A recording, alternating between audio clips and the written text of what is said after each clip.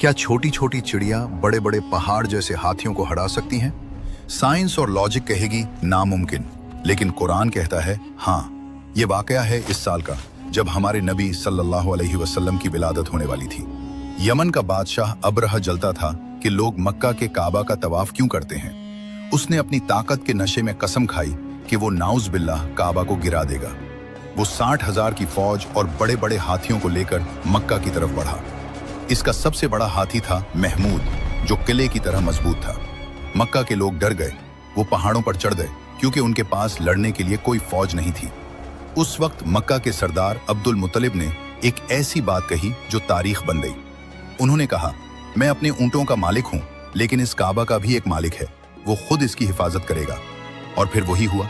जब अबरहा का लश्कर मक्का की सरहद पर पहुंचा तो वो बड़ा हाथी वहीं बैठ गया। उसे मारा गया, लोहे की जंजीरों से घसीटा गया, लेकिन वो काबा की तरफ एक कदम भी नहीं बढ़ा। जब उसे यमन की तरफ मोड़ते वो दौड़ने लगता, लेकिन काबा की तरफ रुक जाता। अचानक समंदर की तरफ से आसमान पर काले बादल छा गए। ये बादल नहीं थे, ये अबाबील परिंदों का झंड था।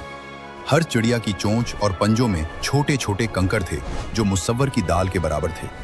अल्लाह के हुक्म से जब उन्होंने वो कंकर गिराए तो वो कंकर किसी गोली की रफ्तार से हाथियों और सिपाहियों के जिस्म को चीरते हुए जमीन में धंस गए। पुल भर में वो तकब्बुर भरी फौज ऐसे हो गई जैसे खाया हुआ भूसा।